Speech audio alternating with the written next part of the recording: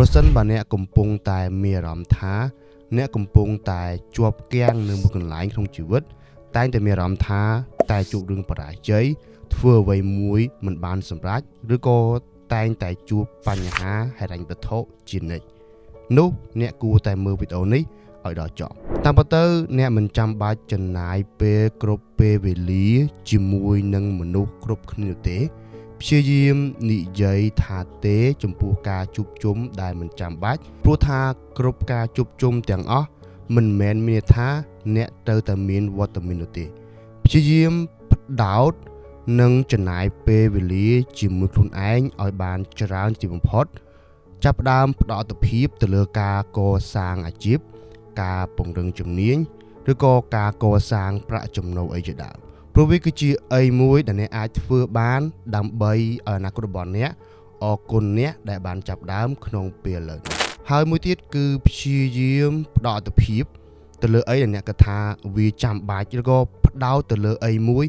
ដែលអ្នកគិតថាវានឹងក្លាយជាអីមួយដែលអ្នកចង់ធ្វើពេញមួយជីវិតព្យាយាមក្រោកមកព្យាយាមផ្ដោតអាទិភាពនិងកាត់បន្ថយការរំខានក្រោកមកធ្វើការនៅមុខ laptop របស់អ្នកពី2ម៉ោងមិនថាជាការរៀនជំនាញថ្មីការធ្វើការឬក៏ការបង្កើត business online ដែលអ្នកគិតថាវាគឺជាអីដែលអ្នកចង់ធ្វើ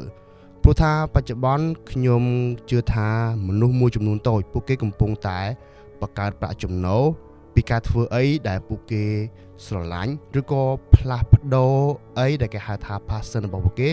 ទៅជាប្រភពចំណូលរបស់ពួកគេហើយវាគឺជាអ្វីដែលខ្ញុំកំពុងធ្វើក្នុងពេលបច្ចុប្បន្ននោះដែរព្រោះថា Facebook YouTube ឬក៏បណ្ដាញសង្គមមួយចំនួនបានផ្ដល់ប្រាក់កម្រៃទៅដល់អ្នកផលិតការនៃការបង្ហាញពាណិជ្ជកម្មនៅលើវីដេអូដែលយើងធ្វើហ្នឹងវាគឺជាអីមួយដែលយើងអាចធ្វើមិនថាអ្នកណាក៏ដោយក៏អាចធ្វើរឿងទាំងអស់ហ្នឹងដែរសូមព្យាយាមផ្ដោតធ្វើវាបើសិនបើអ្នកអាចធ្វើរឿងទាំងអស់ហ្នឹងផ្ដោតមិនថាជាការកសាងជំនាញឆ្លៀតទៅហាត់ប្រាណកសាងវិន័យកសាងរាងកាយនិងកសាងស្ដុំនោះពី3ឆ្នាំខាងមុខអ្នកនឹងក្លាយជាមនុស្សម្នាក់ដែលរឹងមាំជាងមុនមានវិន័យខ្ពស់រីករាយជាងមុនមានមោទនភាពដែលអ្នកបានចាប់ដើមធ្វើអីដែលអ្នកបានធ្វើឬក៏មានរាងកាយរឹងមាំមានប្រាក់ចំណូលទៀងទាត់មួយដែលអ្នកមិនចាំបាច់ខ្វល់ខ្វាយអំពីបញ្ហាហិរញ្ញវត្ថុតទៅនោះទេឬក៏ប្រសិនបើអ្នកគឺជាមនុស្សម្នាក់ដែលមិនសូវផ្ដោតអាទិភាពទៅលើការអភិវឌ្ឍខ្លួនព្យាយាមធ្វើអីដែលមិនចាំបាច់ញ៉ាំអាហារមិនល្អមិនហាត់ប្រាណលេងហ្គេមច្រើនម៉ោងឬក៏មិនផ្ដោតអាទិភាពទៅលើការកសាងអាជីពឬក៏